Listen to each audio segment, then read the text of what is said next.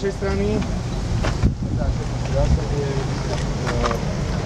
Počas celého toku s výnimkou asi niekoľkých obcí je spodná voda, ale vyslovene spodná voda, nie priesaky z hrádze. Hrádza je pevná, stabilná, s nejakým rezervou 1,50 m komárnu.